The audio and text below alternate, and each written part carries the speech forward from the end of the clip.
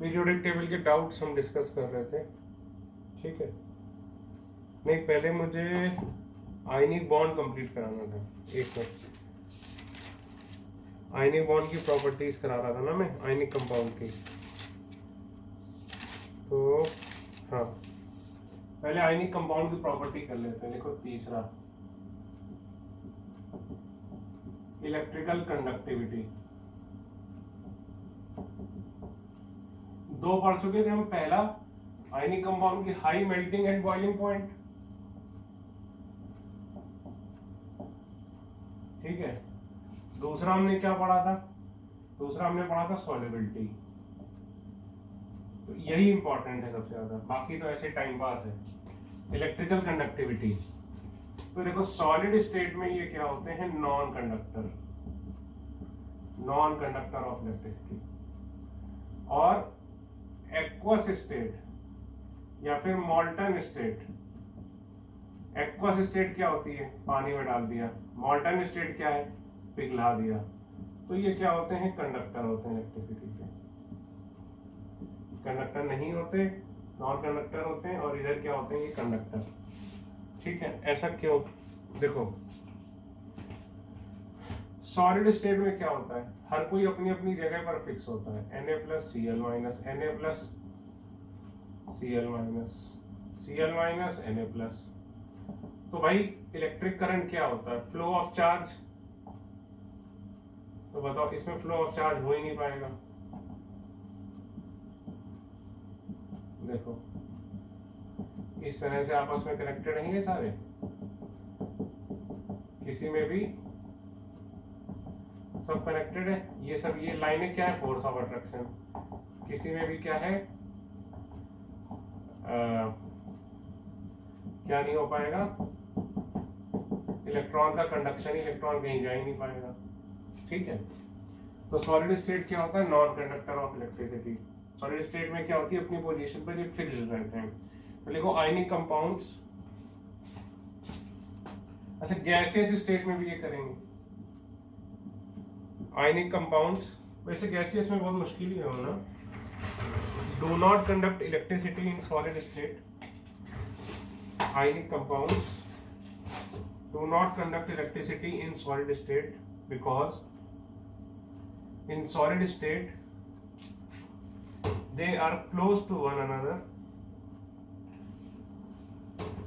so there is high force of attraction between them. So there is high force of attraction between them.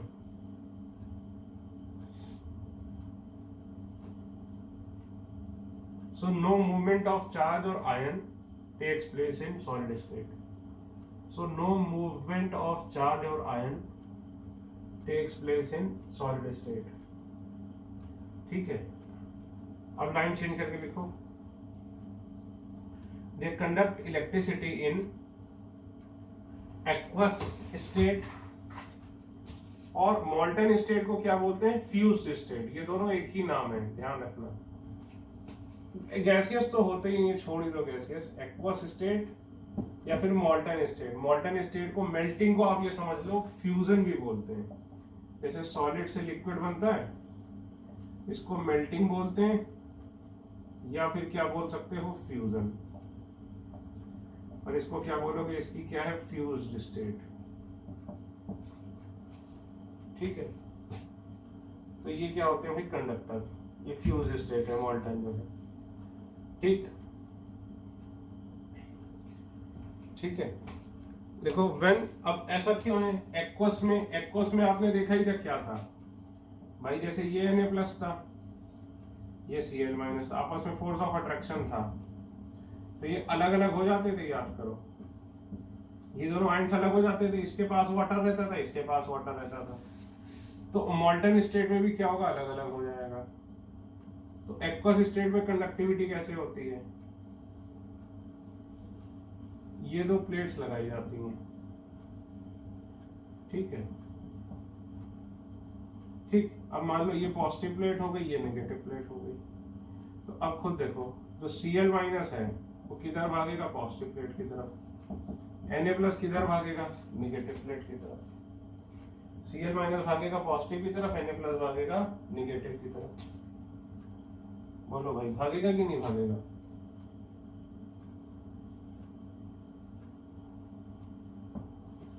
ठीक, तो जब ये जाएंगे तो मूवमेंट ऑफ आयन होगा। मूवमेंट ऑफ आयन यानी क्या होगा? Movement of charge. भाई एक्वस स्टेट, सॉलिड स्टेट में तो क्या होता है? ये Na प्लस, ये Cl माइनस, आपस में इलेक्ट्रोस्टैटिक फोर्स ऑफ अट्रैक्शन, ये सॉलिड है। लेकिन एक्वस स्टेट में याद करो, Na प्लस अलग, Cl माइनस अलग, इसके पास वाटर और इसके पास वाटर, याद है? तो ये दोनों क्या हो गए? बिल्कुल अलग अलग। ये एक्वस स्टेट में आ गए, ये सॉलिड में था तो ये इलेक्ट्रिसिटी कंडक्ट नहीं करता था, लेकिन ये इलेक्ट्रिसिटी कंडक्ट करेगा क्योंकि आयंस कैन मूव। ठीक है, मोल्टन स्टेट में भी क्या होगा? भाई ये सॉलिड है, मान लीजिए ये सॉलिड स्टेट है, मोल्टन स्टेट में आपको बताया था ये दूर दूर हो जाएंगे, दूर दूर हो जाएंगे यानी ये दे कैन मूव फ्रीली। तो लिख लो,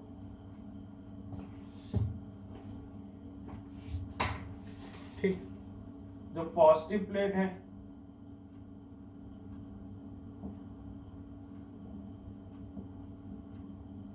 ये होगी यहां पर एनोड और ये यहां पर होगी कैथोड। ठीक, लिखो कि when electricity is passed,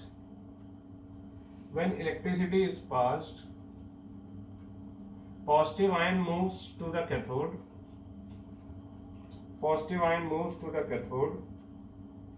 and negative ion moves to anode. This movement of ion conducts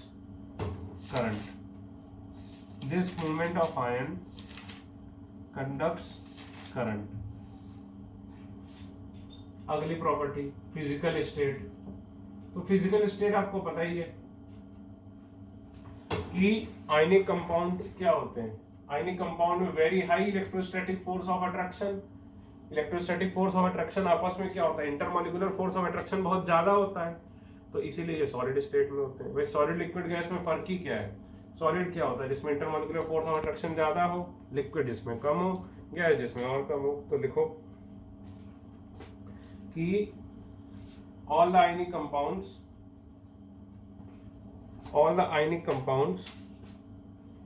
exist in solid state.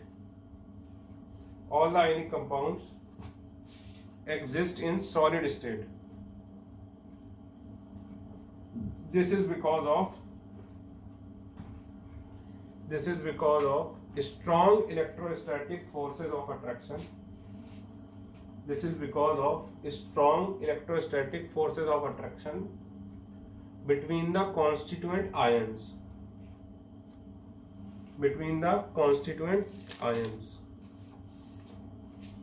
ठीक, चार प्रॉपर्टी होगी। पांचवा लिखो, आयनिक बॉन्ड इज नॉन डायरेक्शनल।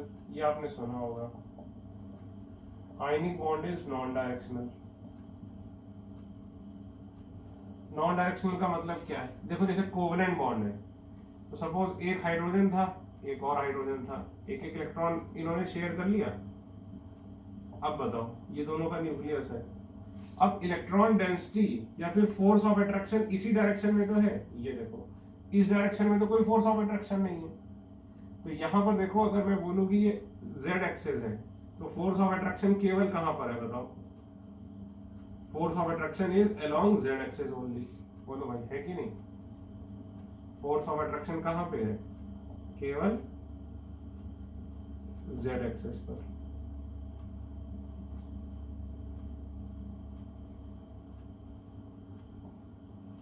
ये force of attraction is along Z axis only. ठीक है, तो covalent bond इसीलिए क्या बोलते हैं? डायरेक्शनल होता है। जैसे ये देखो, ये बीच में है, तो इसीलिए हम इसको क्या बोलते हैं? Covalent bond is directional. ये अगर अभी नहीं समझ में आया तो और समझ में आएगा जब आप आगे कोवेलेंट बॉन्ड पढ़ोगे। ये देखो, एक ही डायरेक्शन में, अच्छा ये मान लो Z है, इस डायरेक्शन में कोई फोर्स ऑफ अट्रैक्शन है? नहीं है। ये X हो गया, इस डायरेक्शन में कोई फोर्स ऑफ अट्रैक्शन है? नहीं है। केवल इस डायरेक्शन में फोर्स ऑफ अट्रैक्शन है, न्यूक्लियस और इलेक्ट्रॉन के बीच में।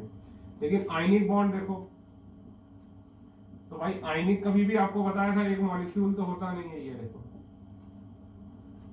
अब देखो ये इधर भी है, एक्स डायरेक्शन में भी है, वाई में भी है, और इसी तरह यहाँ पर Cl होगा तो ये Z में भी होगा, समझे ना। तो इसीलिए हम बोलते हैं आयनिक बॉन्ड नॉन डायरेक्शनल होता है। नॉन डायरेक्शनल का मतलब हर तरफ हर डायरेक्शन में सेम होता है। नॉन डायरेक्शन का मतलब ये क्या होता है, हर डायरेक्शन में होता है, हर डायरेक्शन में फोर्स ऑफ अट्रैक्शन है। और इसमें क्या है, डायरेक्शनल है कोवैलेंट बॉन्ड, इसका मतलब फोर्स ऑफ अट्रैक्शन केवल एक ही डायरेक्शन में है। जैसे यहाँ पर केवल किसमें है, Z डायरेक्शन में। तो देखो आयनिक बॉन्ड इज नॉन डायरेक्शनल। ये बना लिया तो इसके बाद लिख लो, नहीं बनाया तो पहले लिख लो फिर बना लेना। आयनिक bond is non directional as the force of attraction is same, as the force of attraction is same in all the directions. One Na plus is attracted by 6 Cl minus। देखो 1 Na plus 5 इधर और पीछे, 1 Na plus is attracted by many Cl minus, 6 तो पास में ही है, चलो छोड़ो, अभी लिख लो many Cl minus from all the directions, and 1 Cl minus is attracted by 1 Cl minus is attracted by many Na plus। 1 Cl minus is attracted by many Na plus from all the directions. Hence force of attraction in ionic bond, hence force of attraction in ionic bond is same in all the directions.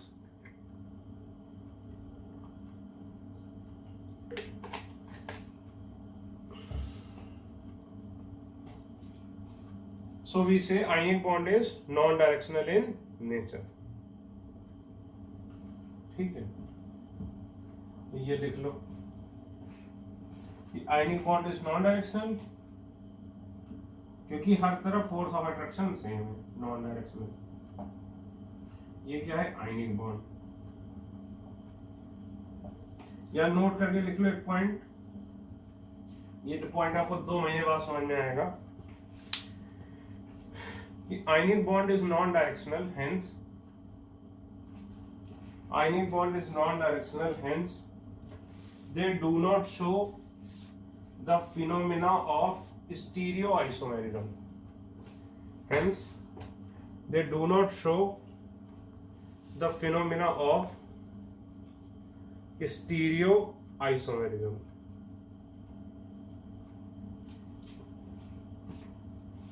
hence they do not show the phenomena of stereoisomerism। ठीक है, ये क्या है, bracket में लिख लो, we will study in isomerism, organic। अगला point, ionic reactions are very fast. Ionic reaction बहुत फास्ट होती हैं। सर क्यों बहुत फास्ट होती हैं? ये तब आपको समझ में आएगा जब मैं आपको कोवेलेंट पढ़ाऊंगा और बताऊंगा कोवेलेंट स्लो होती हैं, तब आपको मैं ये समझा पाऊंगा कि आयनिक क्यों फास्ट होती है। अभी बताऊंगा तो कोई फायदा नहीं है, समझ में नहीं आएगा। ठीक है, इसके बाद एक पॉइंट लिख लो बस, नोट करके, नोट। आपको पता है नॉर्मली यूनिवर्सल सॉल्वेंट हम किसको लेते हैं, वाटर। तो लिखो water is taken as a universal solvent because बचपन में वो सब प्रॉपर्टी तो आपने पढ़ी ही होंगी, सस्ता है, नॉन पॉइजनस है। देखो क्योंकि ए लीस्ट रिएक्टिव, रिएक्ट नहीं करता ये, ठीक है। दूसरा हाई डाइलेक्ट्रिक कांस्टेंट,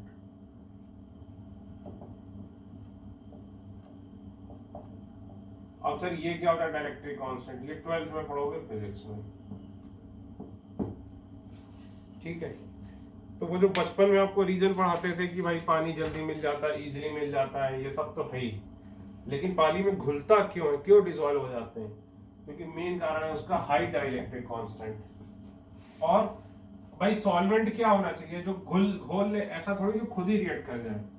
तो दूसरा रीजन क्या है कि it is least reactive. Water का डायरेक्टिक कांस्टेंट कितना होता है 81, इसको बोलते हैं एप्सिलॉन डायरेक्टिक कांस्टेंट। ये वाटर का होता है 81, कोई पूछने वाला नहीं है, ऐसे ही बता दिया बस। ठीक, ये आपका आयनिक बॉन्ड खत्म हो गया। खत्म हो गया मतलब पहला पार्ट इसका खत्म हो गया। अब हम जो केमिकल बॉन्डिंग में आएंगे तो हम करेंगे केमिकल बॉन्डिंग में क्या करेंगे, अब कोवेलेंट बॉन्ड। अब हम क्या करेंगे, पीरियोडिक टेबल के क्वेश्चन का डिस्कशन।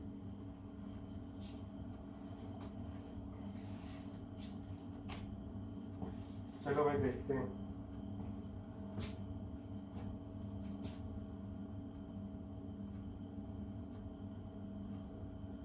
एक बच्चे ने 86 पूछा है एटॉमिक वॉल्यूम। तो भाई एटॉमिक वॉल्यूम क्या होता है, स्क्वायर मानोगे 4/3 पाई आर क्यूब, तो जिसका रेडियस ज्यादा उसका वॉल्यूम भी क्या होगा ज्यादा। तो देख लो भाई किसका रेडियस या फिर साइज ज्यादा है।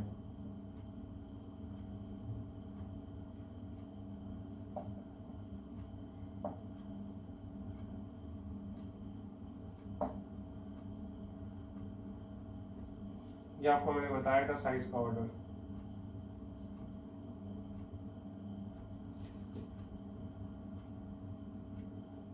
हाँ, इससे ये बड़ा, इससे ये बड़ा, इससे ये बड़ा, फिर इधर जाके यूं आता था। तो भाई देख लो इन चारों में क्या क्या दिया है, लिथियम, बेरिलियम, मैग्नीशियम, सोडियम। तो सोडियम का सबसे ज्यादा हो जाएगा एटॉमिक वॉल्यूम। 86 का आंसर हो जाएगा सी।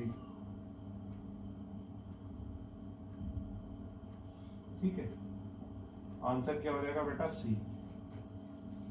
ये सब ऐसे मैं करा चुका हूँ 87, देखो फिर भी पूछा बच्चे ने तो मैं करा दे रहा हूँ। अरे यार लेफ्ट टू राइट पीरियड में एटॉमिक वॉल्यूम, पर लेफ्ट टू राइट पीरियड में क्या होगा, रेडियस बढ़ेगा तो वॉल्यूम भी बढ़ेगा, सीधी सी बात है।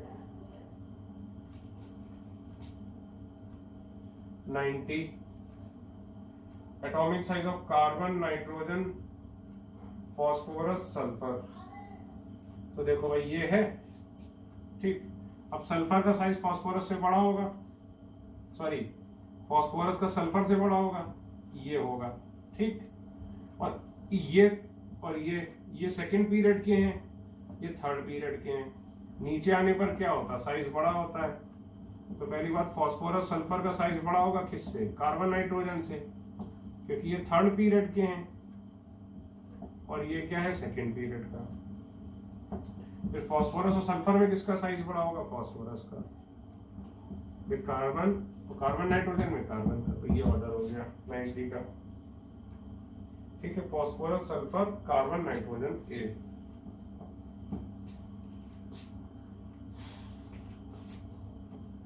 हंड्रेड एंड 10 देखो,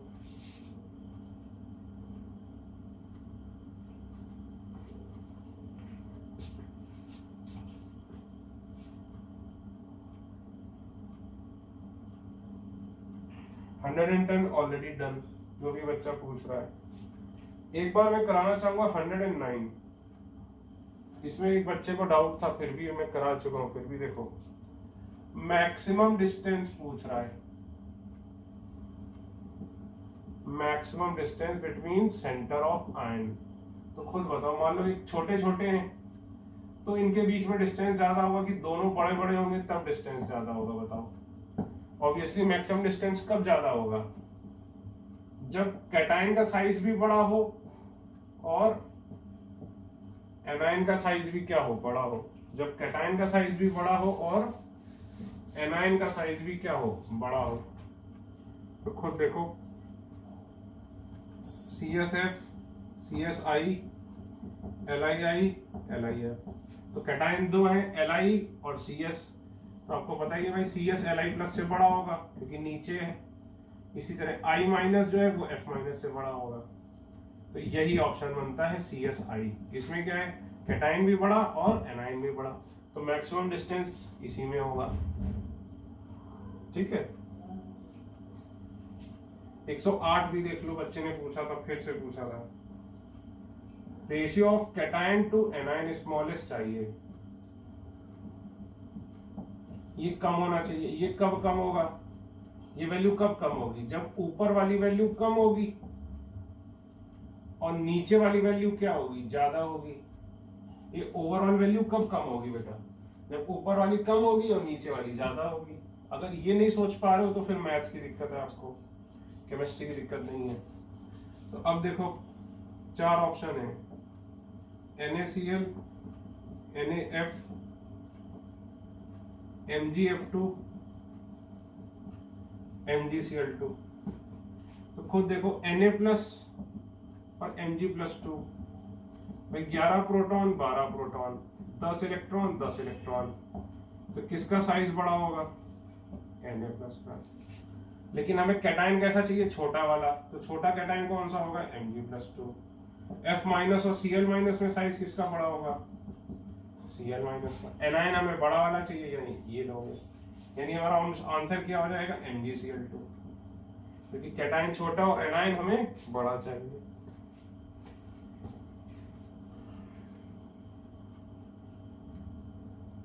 एक 112 ऑलरेडी डन,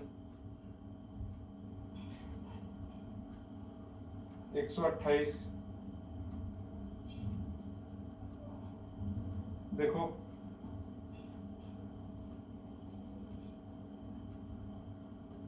जिसकी फर्स्ट आयोनाइजेशन एनर्जी ज्यादा है, तो इसका मतलब क्या है भाई, आयोनाइजेशन एनर्जी में तुम कौन से इलेक्ट्रॉन निकालते हो, ये वाले, ये कौन से इलेक्ट्रॉन होते हैं, आउटर मोस्ट, या फिर इनको क्या बोल सकते हो, वैलेंस इलेक्ट्रॉन।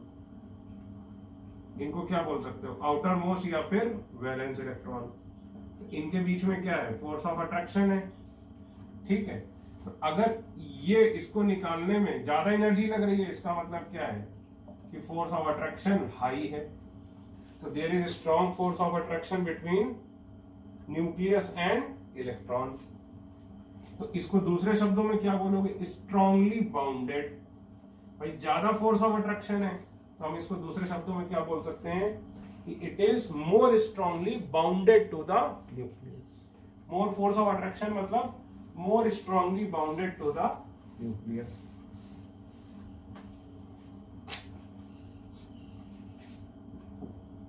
देखो 138,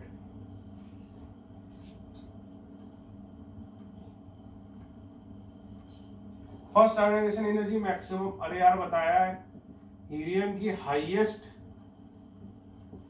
ionisation energy, first ionization energy होती है पूरे पीरियोडिक टेबल में। सीजियम की लोएस्ट फर्स्ट आयोनाइजेशन एनर्जी होती है पूरे पीरियोडिक टेबल में। एल्केली मेटल्स की लोएस्ट फर्स्ट आयोनाइजेशन एनर्जी होगी पीरियड में, और highest second ionization energy period में होगी। क्यों, क्योंकि याद करो, ये बात कई बार बताइए, एक इलेक्ट्रॉन निकालने के बाद ये नोबल गैस बन जाता है और इसकी शेल चेंज हो जाती है, ठीक है। और हेलोजेंस की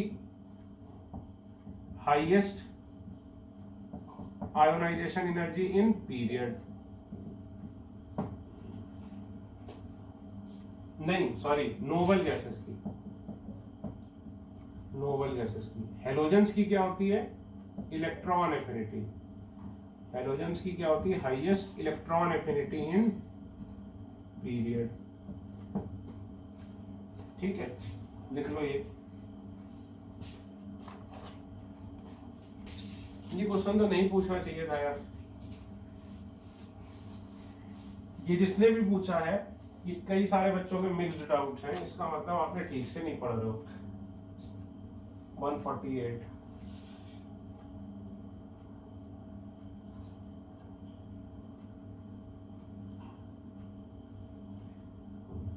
हेने अरकर, नीचे जा रहे हो, ठीक। तो इसकी कम है, इसकी कम क्यों होती है भाई, कोई भी साइज ले लो, वंडरवॉल लो या कोई भी साइज लो, नीचे जाने पर साइज बड़ा हो जाता है। साइज क्यों बड़ा हो जाता है, ये फोर्स ऑफ अट्रैक्शन कम होता जाता है। फोर्स ऑफ अट्रैक्शन क्यों कम होता है?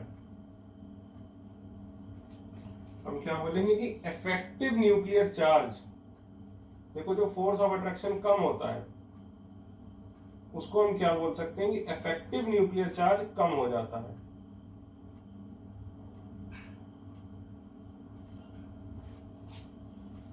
देखो नीचे आओगे न्यूक्लियर चार्ज तो बढ़ेगा, ये 10 है ये 18 है, लेकिन एक शेल भी बढ़ जाएगी। तो भाई याद करो Z स्टार, Z इफेक्टिव क्या होता था? Z minus screening effect.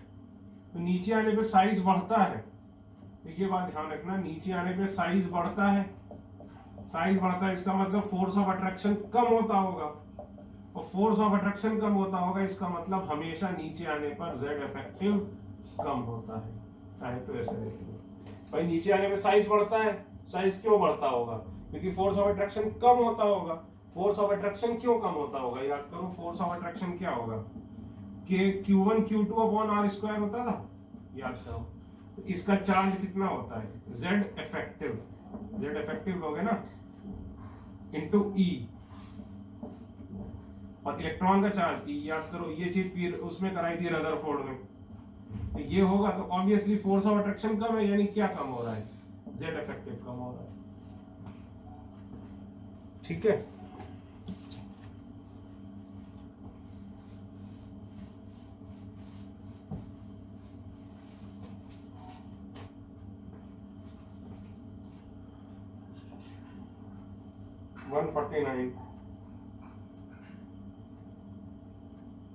ये लिख लो आफ्टर मोल कंसेप्ट। अभी मोल कंसेप्ट नहीं कराया है, आफ्टर मोल कंसेप्ट इसको करेंगे। 150 भी after mole concept.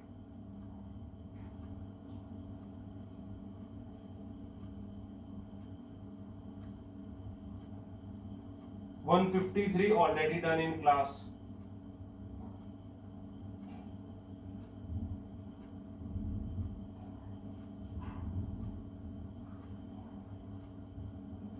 One 174 already done in class.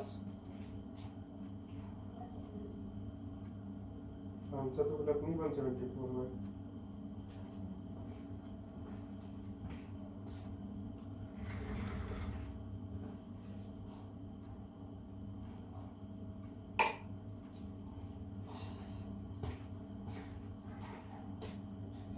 भाई इलेक्ट्रॉन एफिनिटी आपको बताया था, क्लोरीन की fluorine, bromine, iodine, sulphur, oxygen, ये आपको मैं बता चुका हूँ। ये इलेक्ट्रॉन एफिनिटी का ऑर्डर अभी मैंने फिर से बताया था, ये केमिकल बॉन्डिंग में भी। तो बस 164 ये भी करा ही चुका हूँ, फिर से देख लो भाई होता क्या है। देखो इधर क्या है, एल्केली मेटल्स, ठीक, ये देखो लीना करप्सस्फर, और इधर क्या है, नोबल गैसेस।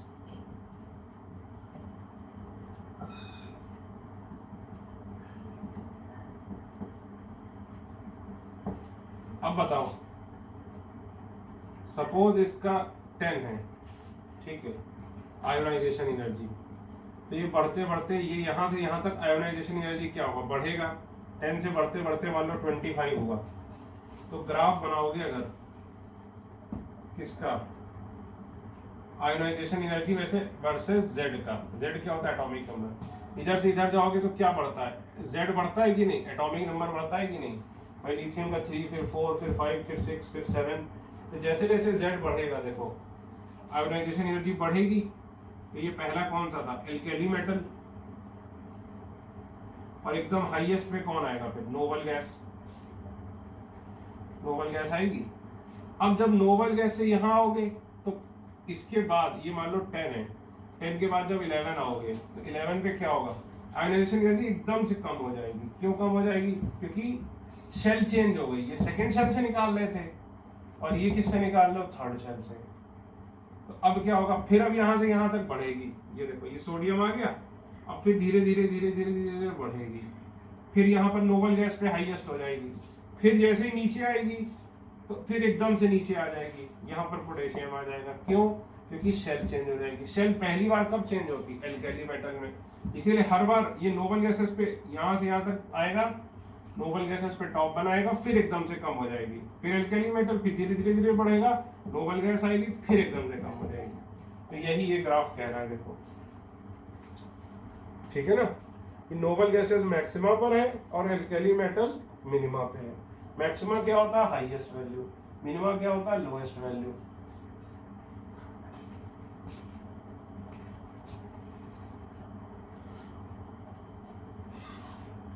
भाई 176 इलेक्ट्रॉन गेन एंथैल्पी। अब इलेक्ट्रॉन गेन एंथैल्पी क्या होती है आप सोच ही सकते हो। ये नाम है भाई किसका? इलेक्ट्रॉन एफिनिटी का। तो आपको बताया था इलेक्ट्रॉन एफिनिटी, याद करो फर्स्ट क्या होती है? जनरली एक्सोथर्मिक, और सेकंड और हायर हमेशा क्या होती है? एंडोथर्मिक। याद करो, जब पहला इलेक्ट्रॉन दोगे तो न्यूट्रल को दोगे, जब दूसरा इलेक्ट्रॉन दोगे तो रिपल्शन नहीं हो जाएंगे इसमें, ठीक है। तो सेकंड और हाईएस्ट, हायर यानी सेकंड थर्ड या फिर ज्यादा एंडोथर्मिक। अब इसमें भी एक्सेप्शन थे, याद करो एक्सेप्शन कौन से थे? Beryllium, magnesium, nitrogen, noble gases. याद करो फास्फोरस एक्सेप्शन नहीं था। फास्फोरस की क्या होती थी? लिटिल एक्सोथर्मिक, ठीक है।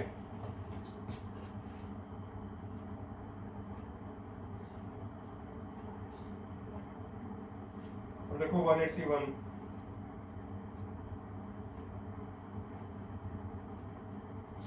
181 भी मैं आपको समझा चुका हूं थ्योरी में, फिर से देख लो भाई।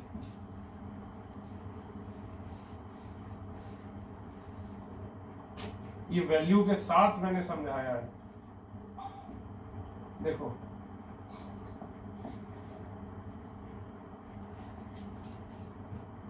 ये देखो, इसमें डेल्टा एच कितना है? -141। माइनस का मतलब याद रखना क्या होता है? एक्सोथर्मिक। माइनस का मतलब एक्सोथर्मिक यानी एनर्जी रिलीज हो रही है। एनर्जी रिलीज हो रही है यानी हमेशा वो जिसमें एनर्जी रिलीज होती है वो फेवरेबल होता है, ठीक है, ध्यान रखना।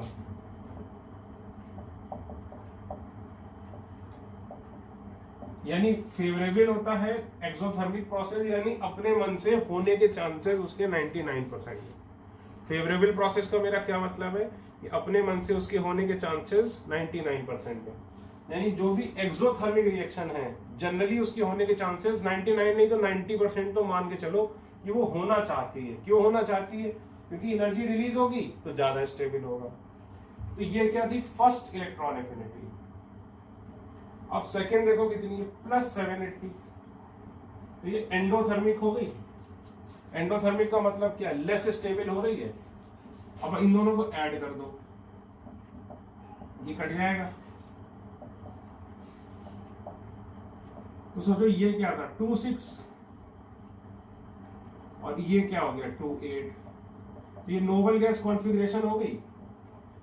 तो इसको स्टेबल हो जाना चाहिए था, लेकिन ये स्टेबल नहीं होता। कैसे पता? इसको 140 मान लो इजी कैलकुलेशन के लिए। ये देखो एनर्जी कितनी लग इसमें हो रही है? 540, वो भी प्लस में, एंडोथर्मिक। यानी ये एनर्जी गेन कर रहा है। एनर्जी गेन कर रहा है यानी it is becoming less stable. Energy gain कर रहा है यानी it is becoming less stable, ठीक है। तो ये क्या हो जा रहा है? लेस स्टेबल हो जा रहा है, ठीक है ना। क्यों लेस स्टेबल हो जा रहा है? क्योंकि नोबल गैस एक्वायर करने में जो स्टेबिलिटी आएगी उससे ज्यादा अनस्टेबिलिटी आ जाएगी। किससे? जो ये इलेक्ट्रॉन रिपल्शन हो रहा है, ये जो इलेक्ट्रॉन रिपल्शन हो रहा है, इसकी वजह से जो अनस्टेबिलिटी आएगी वो ज्यादा होगी। किस चीज से? जो स्टेबिलिटी आएगी नोबल गैस कॉन्फ़िगरेशन से, ठीक है। मान लीजिए नोबल गैस कॉन्फ़िगरेशन से ऐसा समझो, इसको 100 रुपए की स्टेबिलिटी आ रही है, लेकिन माइनस माइनस रिपल्शन की वजह से इसको अनस्टेबिलिटी कितने की आ रही है? 500 रुपए की। तो नेट में बताओ इसको स्टेबिलिटी आ रही है कि अनस्टेबिलिटी आ रही है? भाई अनस्टेबिलिटी आ रही, 400 रुपए की अगर देखा जाए तो। इसका यही आंसर है कि जो इलेक्ट्रॉन इलेक्ट्रॉन रिपल्शन है, इसका आंसर होगा सी वाला, कि इलेक्ट्रॉन इलेक्ट्रॉन जो रिपल्शन है वो आउटवेट्स का क्या मतलब है, ज्यादा हो जाता है। किससे? जो स्टेबिलिटी ये गेन होगी नोबल गैस कॉन्फ़िगरेशन से, उससे ज्यादा इसमें अनस्टेबिलिटी आ जाती है, इस वजह से कि इलेक्ट्रॉन आ गया। ठीक है,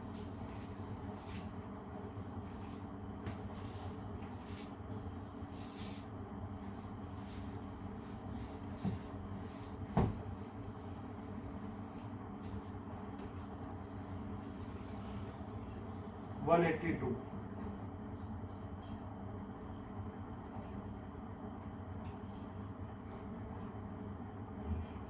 Second electron gain enthalpy of oxygen and sulfur.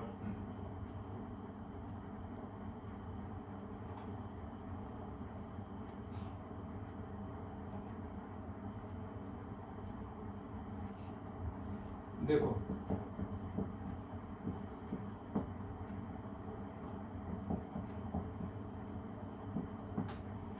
इसके लिए एग्जाम्पल लो फ्लोरीन और क्लोरीन का। फ्लोरीन जब इलेक्ट्रॉन लेता था, भाई ऐसा समझो इसका साइज छोटा है, ठीक, तो छोटे में इलेक्ट्रॉन ले रहा है तो इसमें क्या होंगे, ज्यादा रिपल्शन होंगे। इसका साइज क्या है, बड़ा है, तो बड़े में इलेक्ट्रॉन ले रहा है तो इसमें क्या होंगे, लेस रिपल्शंस। भाई ये आपको कहानी बताई थी कि ऑक्सीजन में भाई पहले से इसमें 7 इलेक्ट्रॉन है आउटर मोस्ट में, एक और आ गया, ठीक है। अब इसका कॉन्फ़िगरेशन क्या, लेकिन ये 8 कैसे हैं? 8 सोचिए, 8 लोग आप एक कार में भरने की कोशिश करो तो बहुत दिक्कत होगी। अब इसकी कॉन्फ़िगरेशन क्या है, 2 8 8, ठीक। मान लीजिए 8 लोग आप भरने की कोशिश करो एक कार में, लेकिन तो दिक्कत होगी। लेकिन 16 लोग अगर आप एक बहुत बड़ी सी बस में भरो तब भी दिक्कत नहीं होगी। तो इसी तरीके से इसमें एक शेल ज्यादा है तो इसका साइज बड़ा हो जाता है, तो इसमें एक और इलेक्ट्रॉन आता है तो रिपल्शन तो होता है लेकिन लेस रिपल्शन देन ऑक्सीजन। इसमें क्या होता है, बहुत ज्यादा रिपल्शन होता है। ज्यादा रिपल्शन, इसमें क्या होगा, मोर रिपल्शन। ज्यादा रिपल्शन यानी कि अनस्टेबिलिटी इसकी ज्यादा होगी, ठीक है। ज्यादा रिपल्शन होगा, ज्यादा रिपल्शन यानी ज्यादा अनस्टेबल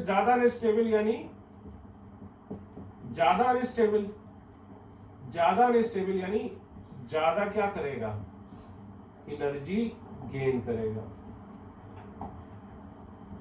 ज्यादा अनस्टेबल यानी ज्यादा एनर्जी गेन करेगा। और less repulsion, less unstable, less किसके रिस्पेक्ट में, इसके रिस्पेक्ट में, तो less energy gain than oxygen.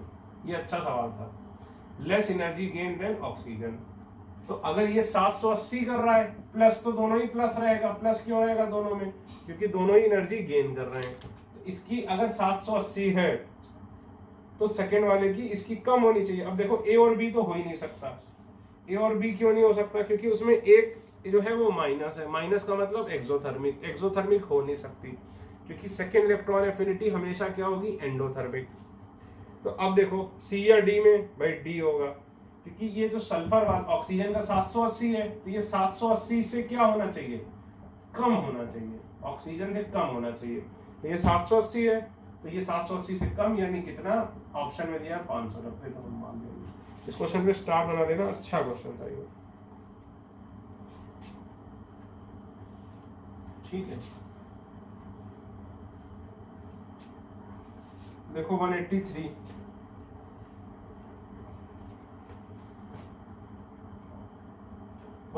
भी आफ्टर मोल कंसेप्ट, बिल्कुल सेम टू सेम सवाल है। और ये सारे में मोल कंसेप्ट के टेस्ट में दूंगा, ध्यान रखना। ये जितने भी इस टाइप के सवाल मैं छोड़ रहा हूं, तुम भूल जाओगे तब तक ये सवाल था और टेस्ट में आ जाएगा। अब देखो 205, देखिए 205, 206 और 207 तीनों एक ही सवाल है, मैं आपको बताता हूं। देखिए केमिस्ट्री में क्या होता है, अगर आइडियल हम माने A gives B plus energy, ठीक है, तो अगर हम दूसरा प्रोसेस लें जिसमें एनर्जी दे दें, मान लो 10x एनर्जी, ये बन रहा है, तो अगर हम B को 10x एनर्जी दे देंगे तो A बन जाएगा, यानी इसको उल्टा करना पड़ता है, ठीक है। अब देखो ये क्या कह रहा है, ionization energy of F minus, यानी इससे इलेक्ट्रॉन निकालने में कितनी एनर्जी लगती है, बताओ बेटा, 320, 320, तो पॉजिटिव है, एंडोथर्मिक है, तो इसको क्या कर दोगे, प्लस 320, ठीक है, यानी 320 प्लस ये हो रहा था, ठीक है, तो हमने प्लस 320 लिखा। अब सोचो इसका अगर हम उल्टा लिखेंगे तो क्या लिखेंगे, F plus electron gives F minus plus 320। तो केमिस्ट्री में यही होता है कि आप ये रिएक्शन बिल्कुल उल्टी लिख सकते हैं। उल्टी लिखोगे तो फर्क क्या पड़ा, पहले 320 जूल एनर्जी हमें देनी पड़ रही थी, अब 320 जूल एनर्जी हमें मिल रही है, तो हम इसका डेल्टा एच क्या लिखेंगे, माइनस 320। समझे बात को? तो इसको इस तरह से समझो कि अगर इसका डेल्टा एच एक्स है तो इसका डेल्टा एक्स क्या होगा, माइनस एक्स, ठीक है। ये सब पढ़ोगे थर्मो में। डेल्टा एच क्या चीज है, एनर्जी की तरह मान लो आप इसको, ठीक है। तो ये देखो, तो ये क्या चीज है बताओ, यानी ये क्या है, इलेक्ट्रॉन गेन एंथैल्पी है या फिर इलेक्ट्रॉन एफिनिटी है, ये की नहीं है। इसीलिए F माइनस की यहां पे देखा जाए तो ये क्या है, आयोनाइजेशन एनर्जी, वही इलेक्ट्रॉन एफिनिटी है किसकी, F की, ठीक है। इस क्वेश्चन पे स्टार बना लेना। अब देखो 206 207 भी इसी टाइप के हैं। इसी तरह देखो 206 Na की जो आयोनाइजेशन एनर्जी होगी, इसकी आयोनाइजेशन एनर्जी मान लो प्लस एक्स है, ठीक, इलेक्ट्रॉन निकालने हो तो आयोनाइजेशन एनर्जी। अब अगर Na प्लस को इलेक्ट्रॉन दोगे, भाई इसको क्या बोलोगे, ionization energy of F minus. ये प्रोसेस किस पे कर रहे हो, F माइनस पे, तो इसको बोलोगे ionization energy of F minus. इसको क्या बोलोगे, electron affinity of F minus में। अब देखो सोडियम है, electron ionization energy of sodium, तो Na प्लस प्लस इलेक्ट्रॉन, जब Na प्लस को इलेक्ट्रॉन दोगे तो इसको क्या बोलोगे, इलेक्ट्रॉन एफिनिटी किसकी, सोडियम की कि Na प्लस की, Na प्लस की, क्योंकि इलेक्ट्रॉन किसको दे रहे हो, इसको, तो क्या बनेगा, सोडियम, और डेल्टा एच क्या हो जाएगा, माइनस एक्स। तो उल्टा हो जाता है, ठीक है। तो देखो ionization potential of Na will be numerically same as, numerically मतलब साइन नहीं ले रहे हो, तो numerically same as electron affinity of Na plus, ठीक है। तो ये देखो दोनों क्वेश्चन सेम थे, 207 भी सेम है, ये देखो। अब इसी को जनरलाइज कर रहा है, ये देखो आयन है और ये देखो क्या है, एटम है, ठीक है। ये भी क्या था, आयन था, ये एटम था। तो कैटायन के केस में क्या होगा, देखो कैटायन के केस में क्या होगा बताओ, कैटायन के केस में हम क्या बोलेंगे, electron affinity of ion is equal to ionization energy of atom, बोल सकते हैं। किसके केस में बताओ, एनायन के केस में, एनायन के केस में ionization energy of ion equal to electron affinity of atom. देखा जाए तो एक ही बात लिखी है मैंने, ये देखो electron affinity of ion, electron affinity of atom, भाई x इक्वल टू वाई है तो y इक्वल टू एक्स होता है कि नहीं, ये बताओ। तो ऐसे लिखा है, इसको ऐसे लिख लो।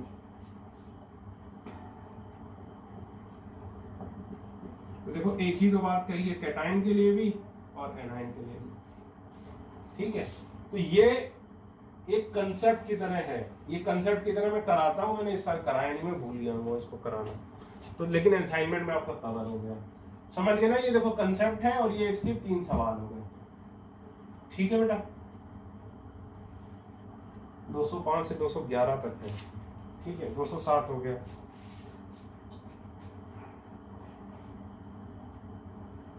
दो 208 ऑक्सीडाइजिंग प्रॉपर्टी, ठीक।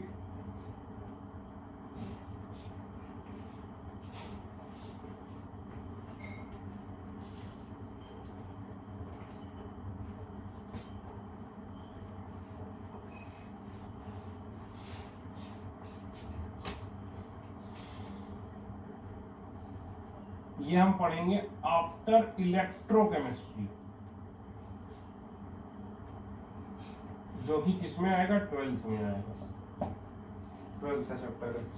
अभी इस पे सर्कल मार के आगे बढ़ो। 209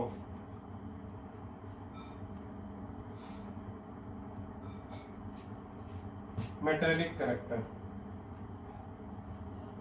देखो 209 मेटेलिक कैरेक्टर।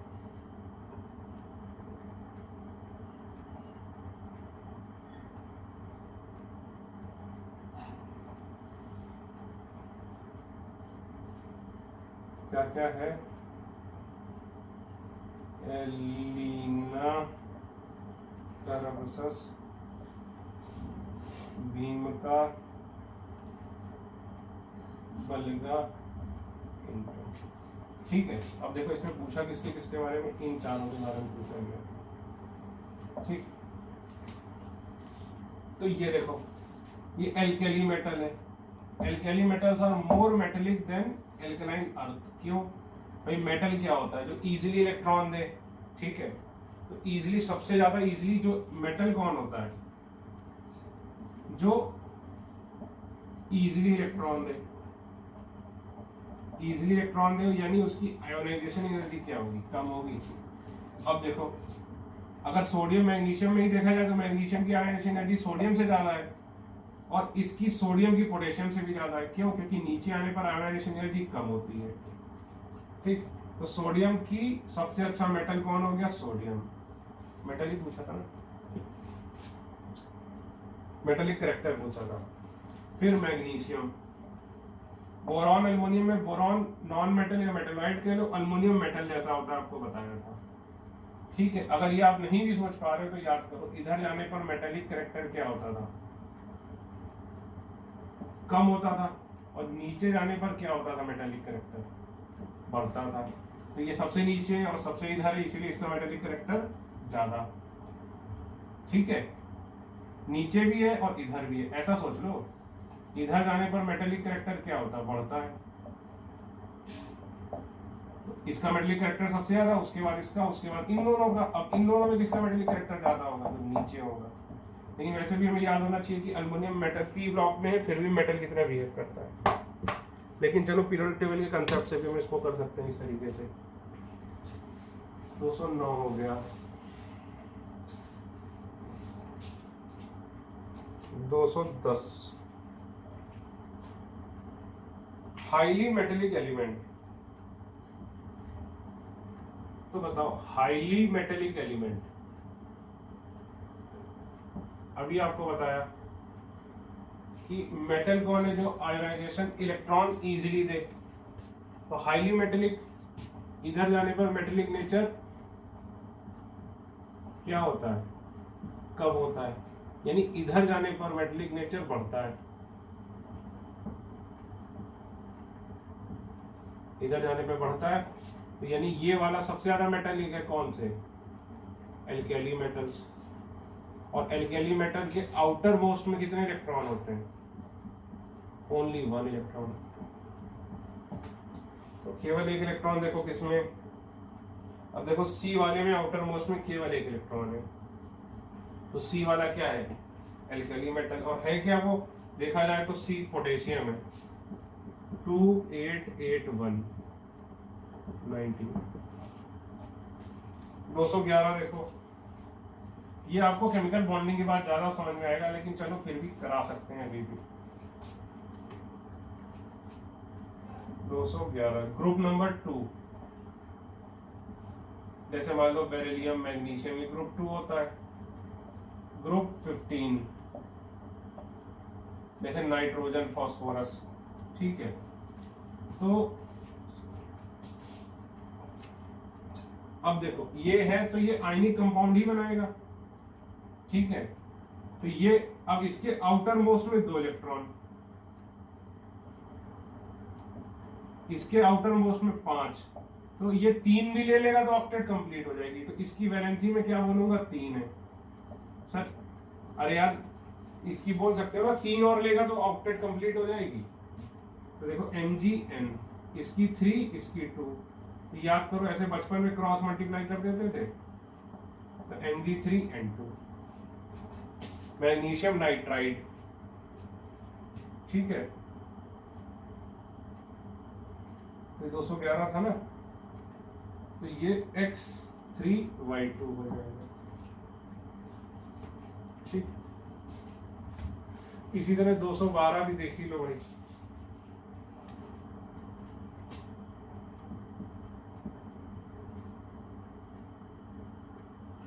ग्रुप 13, ग्रुप 13 कौन सा होता है? बलगा इंटल। ग्रुप 15 नपस सब्बी। तो कंपाउंड क्या बनेगा? अब देखो जनरली ये होता है ALN, अल्युमिनियम में प्लस 3 इलेक्ट्रॉन दे सकता है अल्युमिनियम, और नाइट्रोजन 3 ले सकता है, +3 अल्युमिनियम नाइट्राइड।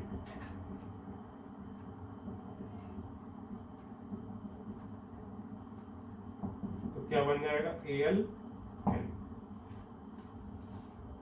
ठीक।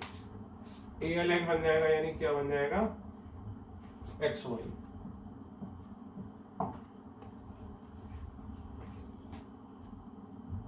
ठीक, देखो 214 जो है 214, ये आफ्टर केमिकल बॉन्डिंग लिख लो, after chemical bonding.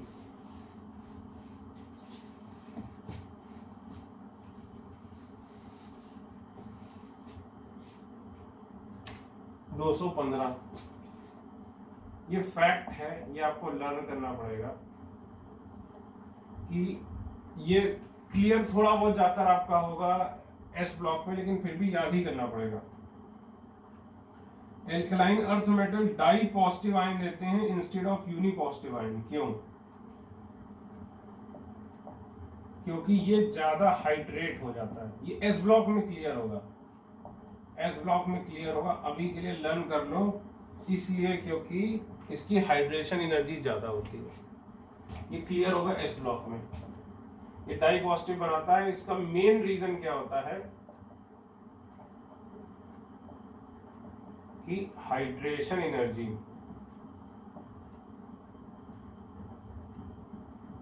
Is more.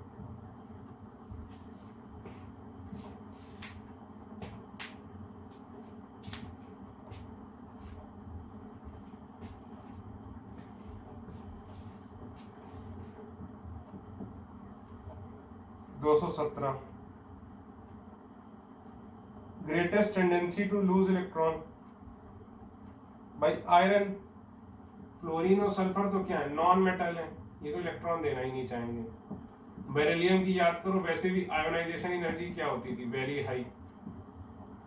इसमें से इलेक्ट्रॉन किसमें से निकालना पड़ेगा? 2s2 से, और आयरन में 4s2 3d6, तो 4s से निकालोगे, फोर्थ शेल का है, तो इसकी आयोनाइजेशन एनर्जी क्या होगी? कम होगी, तो इसकी ग्रेटेस्ट टेंडेंसी होगी टू लूज इलेक्ट्रॉन। 220 से लेकर 225 तक।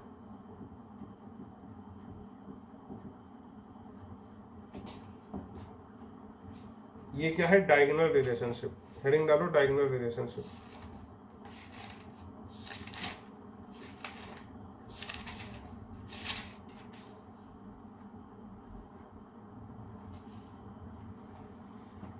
ठीक, लिखो there is diagonal relationship between elements of second and third period.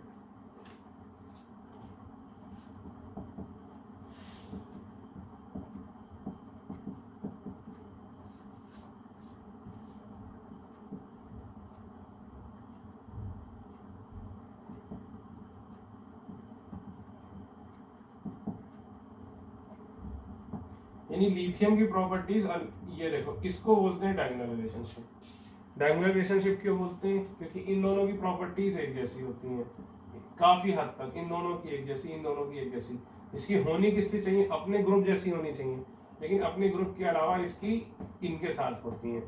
ये सेकेंड पीरियड है, ये थर्ड पीरियड है, ठीक है। तो लिखो इनकी प्रॉपर्टीज क्या होती हैं, एक जैसी होती हैं। अब एक एक करके चलो क्वेश्चन करते हैं इसके, 220 से 225 तक। 220 डायगोनल रिलेशनशिप किस में एग्जिस्ट करता है, सेकेंड एंड थर्ड पीरियड। ठीक, कॉज ऑफ, यहां लिखो, the cause of diagonal relationship is similar polarizing power, similar polarizing power. ठीक है, सिमिलर पोलराइजिंग पावर मतलब ये समझो, इन दोनों की क्या होती है, similar polarizing power, similar polarizing power. Sir ये क्या होता है, ये आप पढ़ेंगे फजान्स रूल में। ये आप अप्रोक्सीमेटली मान सकते हो चार्ज अपॉन साइज। और इनकी क्यों सेम होती है, क्योंकि इनका क्या होता है, सिमिलर साइज। तो इन दोनों का रीजन क्या है, सिमिलर पोलराइजिंग पावर, इन दोनों का रीजन क्या है, सिमिलर साइज। ठीक है, अब देखो 220 हो गया, 221 का क्या होगा, इन जनरल कोई पूछेगा तो क्या बोलोगे, सी। ठीक, अब 222 बेरिलियम अल्युमिनियम, तो देखो एक जैसी प्रॉपर्टी है, बी हो गया। 223 कौन डायगोनल रिलेशनशिप नहीं दिखाता है भाई, कार्बन एंड सिलिकॉन। कौन डायगोनल रिलेशनशिप दिखाता है, बोरॉन एंड अल्युमिनियम नहीं, बोरॉन एंड सिलिकॉन। लिथियम एक जैसा क्यों है, क्योंकि लिथियम का बी साइज सिमिलर है। ठीक है, तो ये बहुत ही आसान क्वेश्चन थे। 229 ऑलरेडी डन।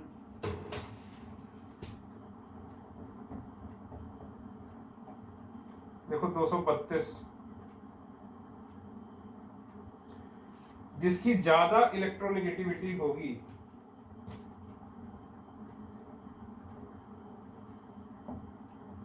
उसकी आयोनाइजेशन एंथैल्पी भी हाई होगी। भाई इधर जाने पर इलेक्ट्रोनेगेटिविटी बढ़ती है, आयोनाइजेशन एनर्जी बढ़ती है, इलेक्ट्रॉन एफिनिटी बढ़ती है, नॉन मेटेलिक नेचर बढ़ता है।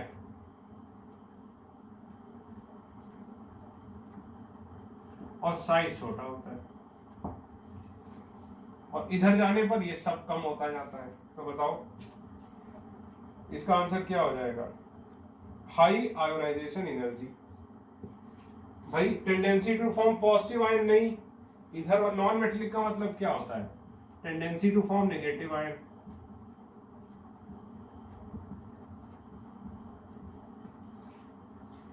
लार्ज एटॉमिक साइज नहीं, साइज छोटा होना चाहिए।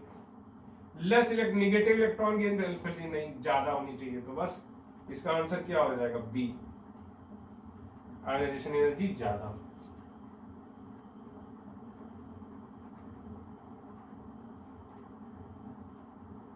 हेवीएस्ट कौन सा है, यूरेनियम है। एक मिनट चेक कर लेता हूं।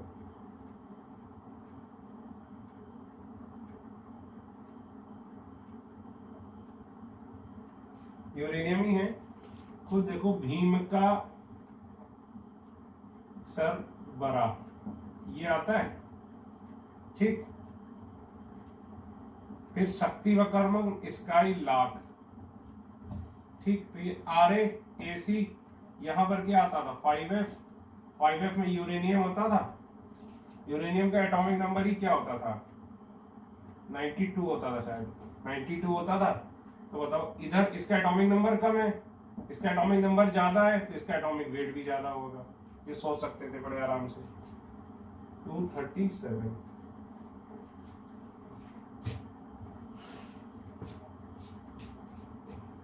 232 देखा क्या मैंने, हाँ 245 देखो भाई।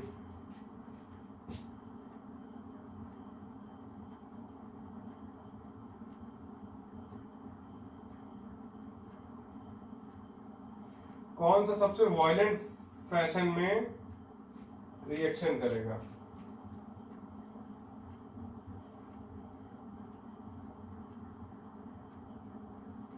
मैग्नीशियम एंड नाइट्रोजन होना चाहिए, क्योंकि भाई मैं मुझे भी देखना पड़ेगा। 245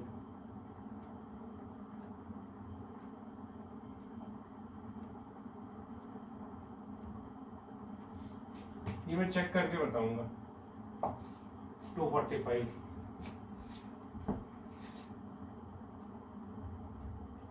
जनरली क्या होता है मैं आपको बता दूं। जनरली इसमें जो कंसेप्ट लगता है वो यही लगता है कि एल्केली मेटल्स और हेलोजेंस से जो आयनिक कंपाउंड बनता है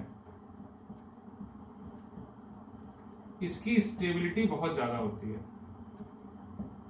खुद सोचो, क्योंकि पीरियड में इसकी आयोनाइजेशन एनर्जी सबसे कम और पीरियड में इसकी इलेक्ट्रॉन एफिनिटी सबसे ज्यादा, तो स्टेबिलिटी बहुत ज्यादा होती है, इसीलिए इसमें बहुत ज्यादा एनर्जी निकलती है। Huge amount of energy is released.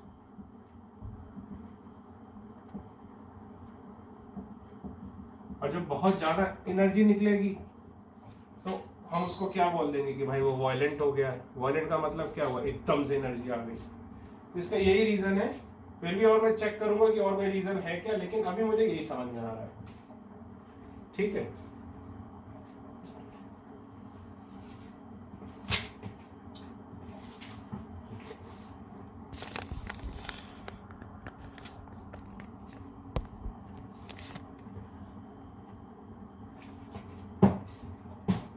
ठीक है।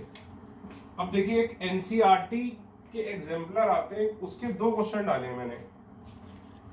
ठीक है, अच्छा ओल्ड पीरियोडिक टेबल सर करना है क्या? करना है, मैं उसके नोट्स भेज दूंगा आपको ग्रुप पे, बल्कि भेज चुका हूं मैं नोट्स। इसके नोट्स मैंने भेज चुके हैं। जब ये लेक्चर आप सुन रहे हो तब इसके नोट्स आ चुके हैं, तो उसको पढ़ के कर लो।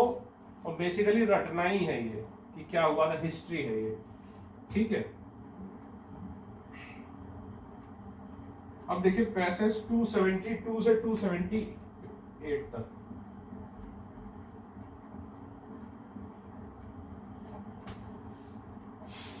ठीक, 272 नोबल गैस कौन सा है? तो बेटा नोबल गैस कौन सा होगा इसकी? अब इसमें देखो दिया क्या है, इसमें केवल आयोनाइजेशन एनर्जी दी है, इलेक्ट्रॉन एफिनिटी दी नहीं है। तो नोबल गैस हम क्या बोलते हैं? जिसकी इलेक्ट्रॉन एफिनिटी क्या होती है? एंडोथर्मिक। और आयोनाइजेशन एनर्जी क्या होती है? एक्सट्रीमली हाई, है कि नहीं? तो अब बताओ, यानी सबसे ज्यादा जिसकी आयोनाइजेशन एनर्जी होगी ई की। ई की आयोनाइजेशन एनर्जी कितनी है? 497। तो हम क्या बोलेंगे? E is a noble gas. अगर इलेक्ट्रॉन एफिनिटी भी इसकी पॉजिटिव निकल आई तो हम श्योर हो जाएंगे। 273 यूनिपॉजिटिव स्टेबल आयन। यूनिपॉजिटिव का मतलब क्या हुआ? जैसे Na+। तो यूनिपॉजिटिव आयन कौन बनाते हैं? Alkali metals. तो एल्केली मेटल्स में क्या होता है? फर्स्ट आयोनाइजेशन एनर्जी कम होती है और सेकेंड आयोनाइजेशन एनर्जी क्या होती है? एकदम से बढ़ जाती है। क्यों? याद करो, शेल चेंज हो जाता था। यानी इस पूरे कॉलम में हमें वो देखना है जिसकी फर्स्ट आयोनाइजेशन एनर्जी सबसे कम है और सेकेंड एकदम से बढ़ गई है। तो देखो, अगर देखा जाए तो जो बी एलिमेंट बी है उसकी फर्स्ट आयोनाइजेशन एनर्जी देखो कितनी कम है, 99। और सेकेंड क्या हुई? एकदम से बढ़ गई, क्या हो गई? 734। ठीक है, तो हम क्या बोलेंगे कि एलिमेंट बी है, जो कि क्या है? Alkali metal. 274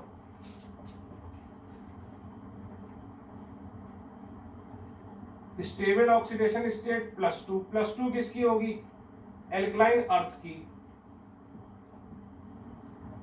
याद करो, एल्कलाइन अर्थ जैसे बेरिलियम हो गया, मैग्नीशियम हो गया, ये +2 बनाते हैं।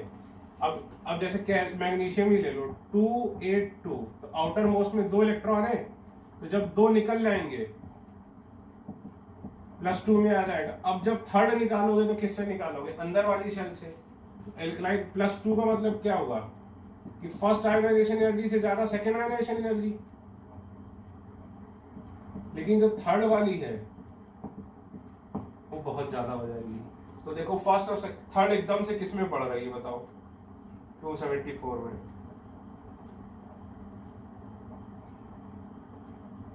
और ऑब्वियसली वो बी और ई तो हो नहीं सकते, तो अब बचा क्या, ए सी डी में बताओ, ए सी डी में बताओ कौन है जिसकी थर्ड एकदम से बढ़ी है। ए में देखो थोड़ी थोड़ी करके बढ़ रही है, देखो डी, देखो डी, डी में एकदम से बढ़ गई, देखो फर्स्ट और सेकंड कम है और डी एकदम से बढ़ गई। अब देखो 275, ठीक। अब नॉन मेटल कौन सा है, अब केवल ऑप्शन ए और सी ही हो सकता है, क्योंकि बाकी सब तो हम देख चुके हैं कि कोई नॉन मेटल नहीं है। तो नॉन मेटल क्या होगा, नॉन मेटल की भाई क्या होता है, जो इलेक्ट्रॉन देना नहीं चाहता, यानी आयोनाइजेशन एनर्जी जिसकी हाई होती है। तो ए और सी में देखो किसकी हाई है, ए की, तो हम क्या बोलेंगे कि ए इज नॉन मेटल।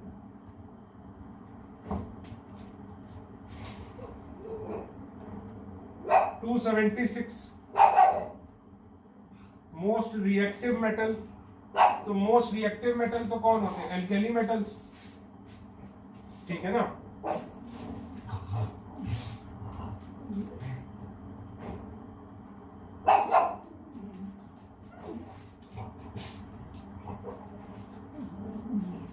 तो यही आंसर है, बी है। तो मोस्ट रिएक्टिव मेटल कौन सा होगा, तो सबसे अच्छा मेटल हो, सबसे अच्छे कौन से होते हैं, एल्केली मेटल्स। यानी आंसर क्या हो गया, बी, ठीक। 277 इसका आंसर देखो, बी क्या था, एल्केली मेटल। अगर फ्लोरीन के साथ रिएक्ट करेगा तो मान लो NaF बनेगा और ऑक्सीजन के साथ Na2 हो, यानी BF और B2 हो। इसका आंसर शायद गलत दिया था पिछले साल, इसका आंसर गलत दिया, ठीक कर लो। इसका आंसर होगा बी। 278 कौन से एक ग्रुप के, एक ही ग्रुप के हैं, तो एक ही ग्रुप के हैं कि मतलब सेम ग्रुप में क्या होगा, same number of outer most electron, यानी आयोनाइजेशन एनर्जी एकदम से चेंज होगी तो दोनों में चेंज होगी, ठीक है। एकदम से जब भी चेंज होगी तो देखो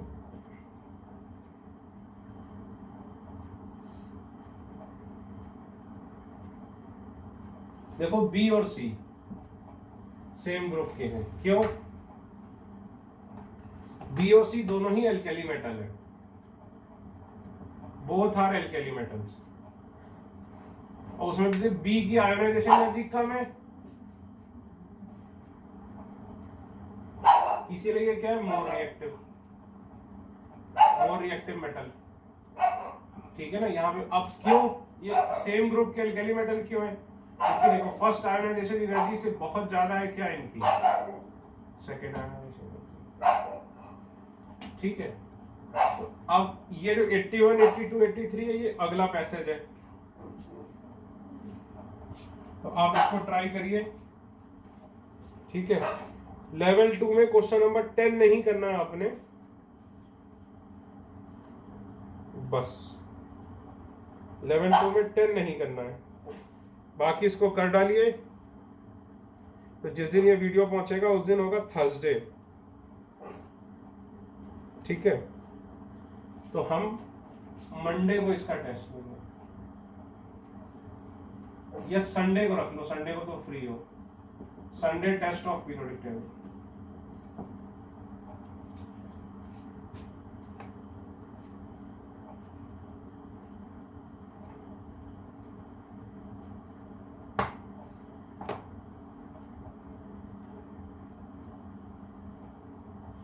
ठीक है भाई।